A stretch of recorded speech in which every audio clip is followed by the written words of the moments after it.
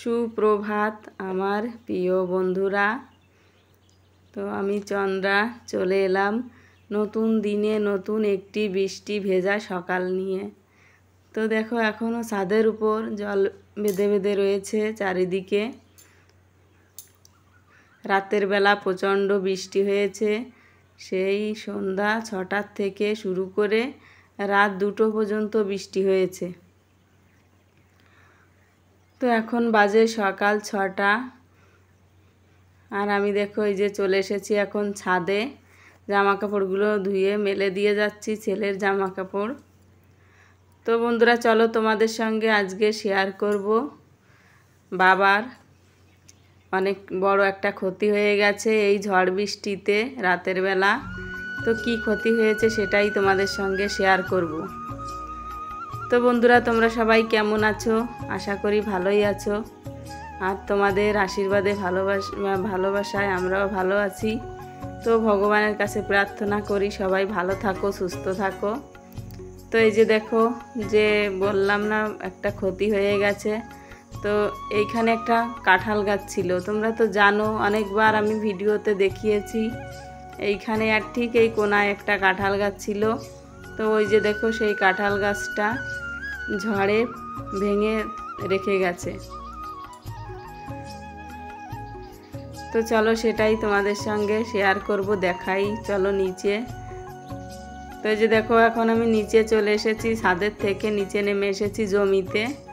তো এই যে দেখতে পাচ্ছ কত কাঁঠাল হয়েছে গাছটাতে, অনেক কাঁঠাল ধরেছে। গাছটাতে আছে মোট 20 পিস কাঁঠাল আছে, বাবা গুনে রেখেছিল। তো দেখো ভগবান খেতে না দিলে খাওয়া যায় না, তাই না বলো? আমাদের নিজেদের তো হাত না, সব কিছু আছে ভগবানের উপর। তো কাঁঠালগুলো এখনও কি খাওয়ার মতন হয়েছে নাকি হয়নি? ইঁচড় খাওয়ার মতন হয়েছে, ইঁচড় রান্না করে খাওয়া যাবে। কিন্তু দেখো কিভাবে গাছটা প্রথমে একবার ঝড়ে ওর মাথাটা ভেঙে গেছিল গাছের। তো তারপর গাছটা বেঁচে আছে, মাথা ভেঙে গেছিলো তবুও বেঁচে আছে। এবছর দেখো অনেক কাঁঠালও ধরেছে গাছটাতে। তো ওই যে ঝড়ে ভেঙে দিয়ে গেছে, রাতের বেলা ঝড় হয়েছে, প্রচণ্ড ঝড় বৃষ্টি। আর এই যে দেখো রাঁধুনিগুলো কি অবস্থা করে দিয়ে গেছে, মাটির সঙ্গে মিশিয়ে দিয়ে গেছে রাঁধুনি গাছগুলো। তো এভাবে প্রতিদিন যদি ঝড় বৃষ্টি হয় তাহলে কোনো ফসলই ভালো হয় না। মাঠে তো তিলটাও সব শেষ করে দিয়ে গেছে সবার। আর এই যে দেখো জমিতে খুব ডাঁটা হয়েছে, অনেক ডাঁটা লাগিয়েছে বাবা। তো ভাবছি কিছু ডাঁটা নিয়ে আমি এখন যাব ও বাড়িতে, ভাত রান্না করতে হবে। তো সকালবেলা ছেলেকে দুধটা গরম করে খাইয়ে দিয়েছি, ও আবার ঘুমিয়ে পড়েছে। আর আমি এদিকে ভাবছি তাহলে চলো জামা কাপড়গুলো ধুয়ে মেলে দিয়ে আসি, আর কিছু সবজি নিয়ে আসি, ও বাড়িতে গিয়ে আবার রান্না করব। তো দেখো খুব সুন্দর কচি কচি ডাঁটা হয়েছে এখানে, বাবা বুনেছিল। তো খুব মাটি জড়াচ্ছে, মাটিগুলো এখন ধুতে হবে।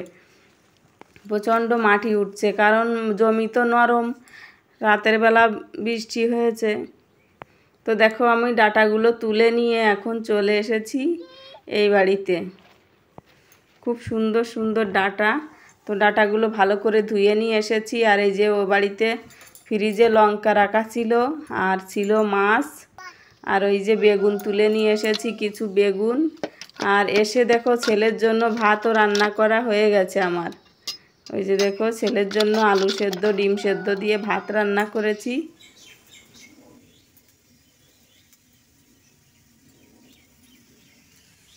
তো বন্ধুরা ও বাড়ি থেকে এ বাড়িতে এসে এখন রান্না বসিয়ে দিয়েছি, রান্না করছি। তো কি রান্না করছি চলো তোমাদেরকে দেখাই। আর ছেলের জন্য যে ভাত রান্না করেছিলাম, তো ছেলেকে ভাতটা খাইয়ে দিয়েছি আলু সেদ্ধ দিয়ে।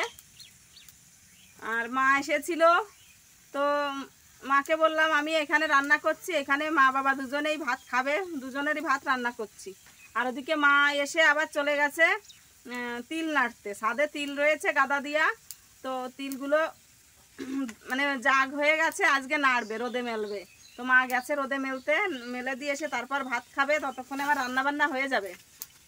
তো চলো কি রান্না করছি তোমাদের একবার দেখিয়ে দিই। আর বাড়িঘর দুয়ারের কি অবস্থা হয়েছে বৃষ্টিতে ভাবতে পারছো? কালকে সেই সন্ধ্যা 6টার থেকে বৃষ্টি শুরু হয়েছে আর রাত 2টো অবধি বৃষ্টি হয়েছে। বাড়ি একেবারে বাড়ির দিকে তাকানো যাচ্ছে না, ঘরের ডোয়া টোয়া সব কিছু ভেঙে গেছে। তো এই যে দেখো এখানে আলু কেটে নিয়েছিলাম, তো আলুটা ভালো করে লাল লাল করে ভেজে নিয়েছি। আর এখন এই যে ডাঁটাগুলো কেটে ধুয়ে নিয়ে এসেছি, এখন ডাঁটাগুলো দিয়ে দিচ্ছি। তো হালকা করে ঝোল দেব, দিয়ে তারপর রান্না করব। আর ওই যে আগে একদিন যে মাছগুলো রেখেছিলাম তোমাদের হয়তো মনে আছে, তেলাপিয়া মাছ, তো একদিনই রান্না করেছিলাম, তারপর আবার ও বাড়িতে এই 2-3 দিন খাওয়া দাওয়া চলছে, তো সেই মাছগুলো আমি রেখে দিয়েছিলাম ফ্রিজে।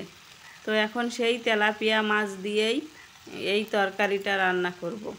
তো আমি দেখো এই যে লবণ, হলুদ আর হচ্ছে কাঁচা লঙ্কা দিয়ে দিলাম, দিয়ে এখন ভালো করে একটু নেড়ে চেড়ে তারপর ঝোলটা দিয়ে দেব।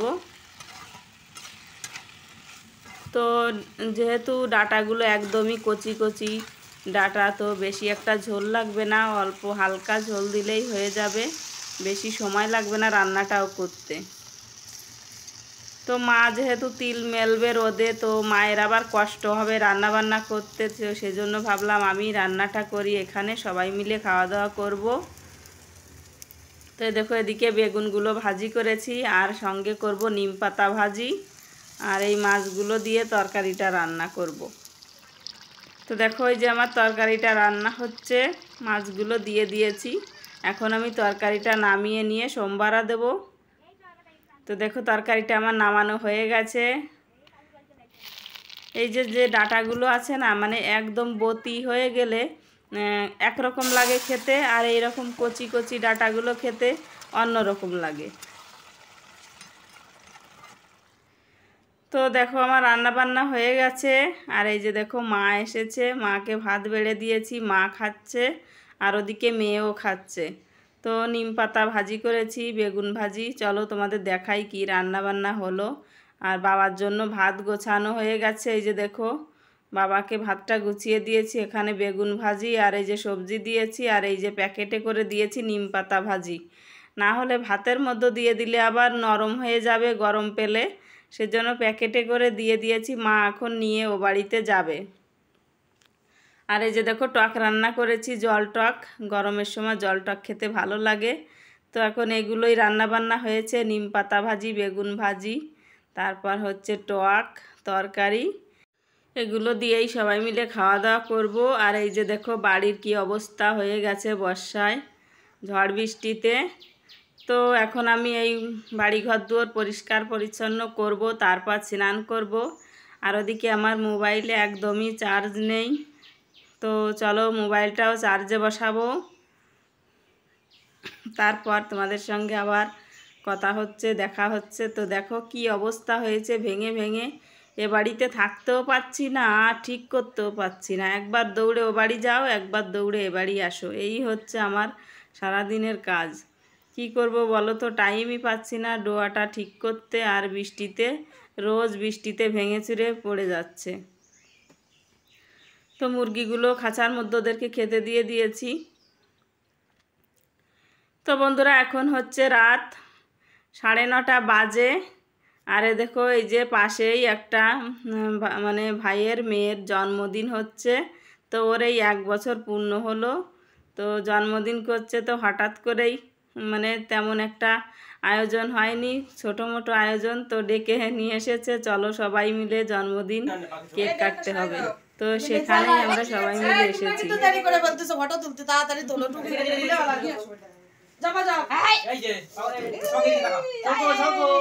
তো এখানে জন্মদিনে খেতে দিয়েছিল কি বলে ছোলার ডাল আর লুচি আর কেক, এগুলোই দিয়েছিল। তো সেগুলো তোমাদের সঙ্গে শেয়ার করতে পারিনি, তার কারণ মেমোরি ফুল দেখাচ্ছিল সেই জন্য। তো দেখো ওই যে ওর মা প্রদীপ জ্বালাচ্ছে, আর এই যে জেঠিমা কাকিমারা সবাই আমরা এসেছি। তো ছোট বাচ্চা যেহেতু ও তো এখনো কিছুই বোঝে না, তবুও মা বাবার মনে শান্তির জন্য করছে সবাই। তো দেখো এখন এই যে কেক কাটা হবে, ওর বাবা ফটো তুলছে। তো বন্ধুরা, ব্লগটি যদি ভালো লেগে থাকে একটা লাইক করে দিও আর কমেন্ট করে বলো কেমন হয়েছে। তো ব্লগটা দেখার জন্য তোমাদের সবাইকে অনেক অনেক ধন্যবাদ। তো চলো, ব্লগটি আর বড় করছি না, এ পর্যন্তই। দেখা হচ্ছে নতুন দিনে নতুন আরেকটি ব্লগের সঙ্গে। ততক্ষণে তোমরা সবাই ভালো থাকো, সুস্থ থাকো, আনন্দে থাকো, হাসি খুশিতে থাকো। তো এই যে দেখো, বাচ্চাটার কেক কাটা হলো, এখন ওকে খাইয়ে দেবে ওর বাবা। মা বাবা পাশে বসেছে।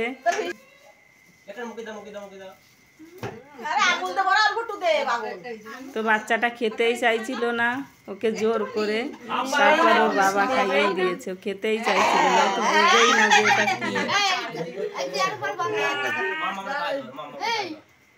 আর দেখো, ওই যে ওর হাতে লাগিয়ে দিয়েছে ওর বাবা, দিয়ে নিজেও একটু খেলো আর এখন ওর মাকেও খাওয়াবে। ওর মা তো খেতেই চাইছিল না, ওর মাকে জোর করেই খাইয়ে দিয়েছে। দেখো,